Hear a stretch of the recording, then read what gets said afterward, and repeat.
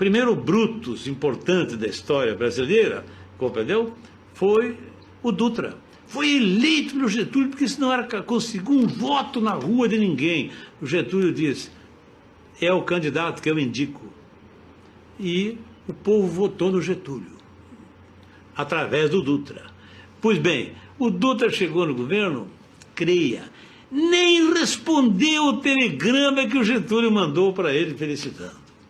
Voltou às costas do Getúlio. O Getúlio ficou lá.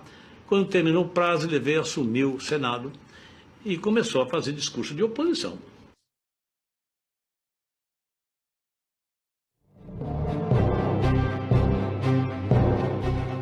Vargas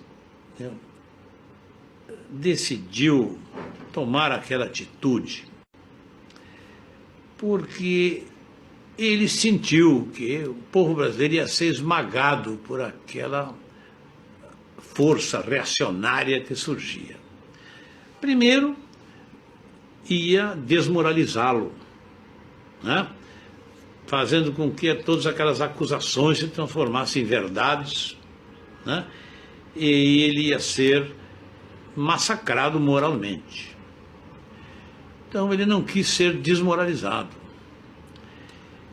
Ele achou que, jogando aquele manifesto, que foi a Carta Testamento, ele, dando o aval da sua vida, dizer, olha, isso é tão verdade que eu vou dar minha vida. Atenção, atenção, ouvintes. Além do bilhete deixado pelo presidente Vargas, há uma carta encontrada ao lado do seu corpo e que diz: mais uma vez, as forças que os interesses contra o povo coordenaram, novamente se desencadeiam sobre mim.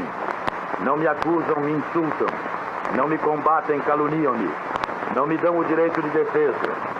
Precisam sufocar a minha voz e impedir a minha ação para que eu continue a defender como sempre defendi o povo e principalmente os humildes. O comércio baixa as portas, as fábricas param, jornais antigetulistas são depredados. Até o prédio do Ministério da Aeronáutica é apedrejado. As multidões furiosas, entendeu?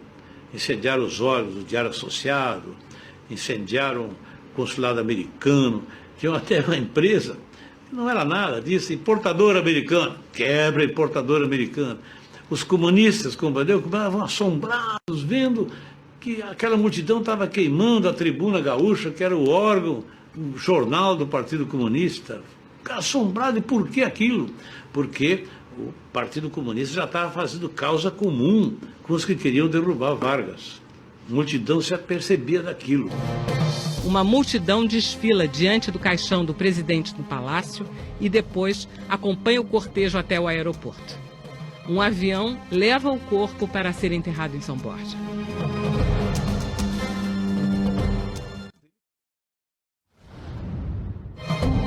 O ato dramático de Getúlio cala a oposição e reverte o jogo político. As coisas mudaram a favor de Getúlio de uma maneira, compreendeu, total. Os inimigos recuaram. Nem força de repressão militar houve naqueles primeiros momentos. Depois é que começou a assimilar a realidade para impor a ordem. O suicídio impede a destruição de várias realizações do governo Vargas, como o desmonte da Petrobras, que acabara de ser inaugurada. Também garante a aprovação de alguns planos do governo que estavam em discussão no Congresso, e entre eles o da criação da Eletrobras. A sua morte não só impede o golpe de Estado que a UDN articulava, mas também garante as eleições de 1955, vencidas por Juscelino Kubitschek, aliado de Vargas. Eu acho que, como brasileiro, ele tem o direito de vir tentar criar um partido, ou aquele partido que ele era praticamente dono do partido. Eu acho que esse partido não terá mais a aceitação que teve, e se o Brizola vier pensando em criar um PTB, no mesmo molde em que ele existia, eu acho que o ex-governador Leonel Brizola precisa contar até 10 antes de vir com as ideias do passado, tentar implantá-las no presente. A seguinte pergunta: a seu ver, a ação de Getúlio Vargas impediu ou atrasou o desenvolvimento da luta sindical no Brasil? Atrasou. Porque toda vez em que você cria algo de cima para baixo, não permitindo que as coisas surjam de acordo com o nível de organização da própria classe trabalhadora, você, ao tutelar, está freando o desenvolvimento da própria classe trabalhadora. Com isso, qual é o fracasso do Lula? O Lula é um gigantesco fracasso histórico no seguinte sentido. O Lula só descobriu Getúlio Vargas quando a elite colocou um bafinho aqui no ouvido dele. Aí ele começou a buscar uma identidade com o Vargas. Eu sei disso porque eu era militante do PT, fui militante do PT até o primeiro ano do governo Lula, e aí saí. E não saí por mensalão, nada, porque eu não sairia por causa disso. Saí porque botou o Meirelles, o Palocci, veio, já deu tudo isso que já está aí. Nunca mais, não me iludi com isso aí. Uma coisa é a dinâmica do voto, outra coisa... Então o que acontece? O Lula só começou a falar em Vargas quando a direita deu uma apertada nele, ele começou a buscar uma identidade com Getúlio Vargas.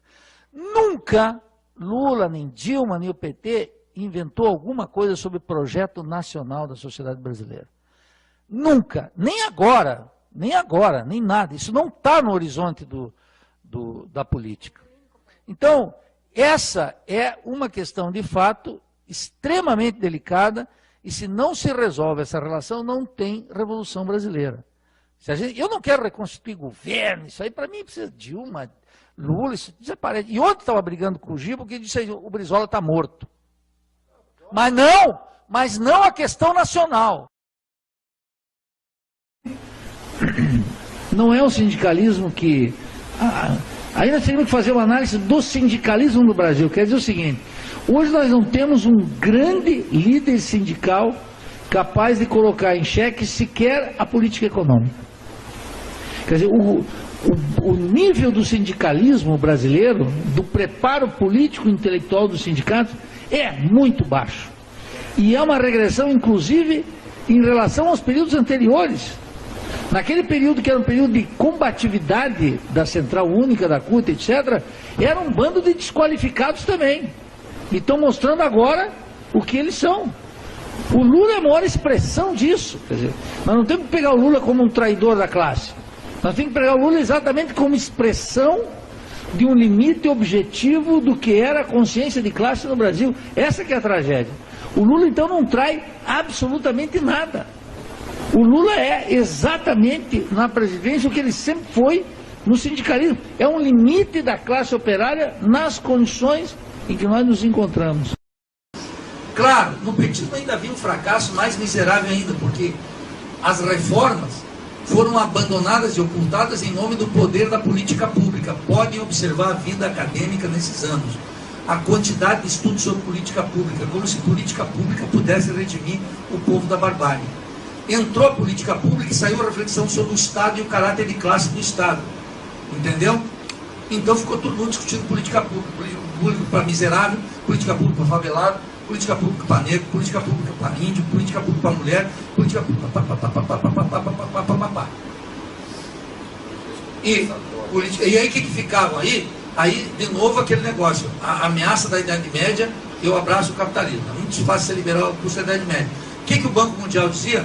Política social focalizada. Os mais vulneráveis entre os vulneráveis. Linguagem do Banco Mundial. O que o petismo fazia? Políticas públicas universais. Cidadania. Marx, o Manifesto Comunista. Todo tem direito à cidade. E começou o discurso liberal de esquerda sobre defesa de cidadania, que é uma coisa miserável. O Brizola tinha uma certa ressentimento comigo, porque eu nunca tinha ido a São Borja no turno do Getúlio Vargas. E o Brizola não compreendia que lá nas bandas de São Paulo, né, o Paulinho e Medeiros, nós sindicalistas começamos a aprender as coisas no sindicato, nos opondo à visão que Getúlio tinha do movimento sindical. Ou seja, nós éramos contra e dizíamos alto e bom som, porque, sabe, a estrutura sindical brasileira é cópia fiel da Carta de Lavoro de Mussolini, e foi aquilo que balizou grande parte da atuação dos dirigentes sindicais de São Paulo. Ou seja, então, eu não tinha muita relação com o Getúlio Vargas. Mas quando chegou na campanha de 98, eis que o Brizola me convenceu a ir lá no túmulo e eu fui. Em São Borja, eu fiquei impressionado, da relação e da admiração do Brizola pelo Getúlio. Porque o Brizola, em determinado momento, começou a conversar com o Getúlio. Começou a conversar. E era uma coisa que eu fiquei espantado. Ou seja, ele estava conversando com admiração, como se o Getúlio estivesse ali ouvindo ele. E de repente o Brizola falou: Lula, quer conversar com o Getúlio?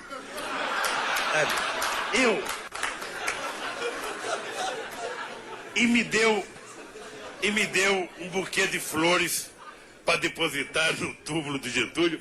Eu falei: Brizola, não, eu não quero conversar não, Brizola. Essa velha questão, quem viveu os anos 80 sabe disso, daquela rivalidade que havia entre o PT, que surgia como uma nova força esquerda, e o brizolismo. A eleição de 89, nós temos uma posição aqui, Beto Almeida, não sei se você partilha, mas que aquela eleição, a primeira eleição democrática, ela era para ter sido do Brizola. Eles fizeram, ao longo dos anos 80, ele foi sendo inviabilizado, ou tentativas de inviabilizá-lo naquela eleição seguidas. Então, primeiramente, a questão de não deixarem ele ter a sigla do PTB, depois a questão de fazerem todo o trabalho para tirarem dele a máquina estadual do Rio de Janeiro, para dificultar acesso a financiamento de campanha para a questão, até a mudança, né, a volta dos 5 anos de mandato presidencial para adiar em 1 ano a eleição. Isso também era visando a popularidade que o Brizola tinha naquele momento, e finalmente, já com os votos lançados, um forte indício de fraude eleitoral no leste de Minas, em que cai a apuração, e quando volta, votos que eram para ser brizolistas viraram votos do Lula. Inclusive, evidentemente, isso não é o Lula, ele não tinha poder na máquina, mas era mais conveniente, ou pelo menos as pessoas do sistema acreditavam naquele momento, como de fato foi, que era mais fácil o Collor derrotar no segundo turno o Lula do que o Leonel Brizola. Então, eu pergunto assim, tendo esse histórico de rivalidade, o PT era muito duro com o brizolismo, inclusive o PT lançou a candidatura do Fernando Gabeira contra o Darcy Ribeiro naquela eleição em 86, para ajudar, não havia segundo turno, então ajudando nesse esforço de fazer com que se tirasse a máquina estadual do Brizola. Lembrando, inclusive, que até muitos alegam que a própria permissão pela ditadura militar de que o Partido dos Trabalhadores se constituísse enquanto partido também foi para tentar entrar para dividir ali a esquerda, e na volta que o Brizola realmente era o nome que voltava ali com a redemocratização, que despontaria como oposição ao regime.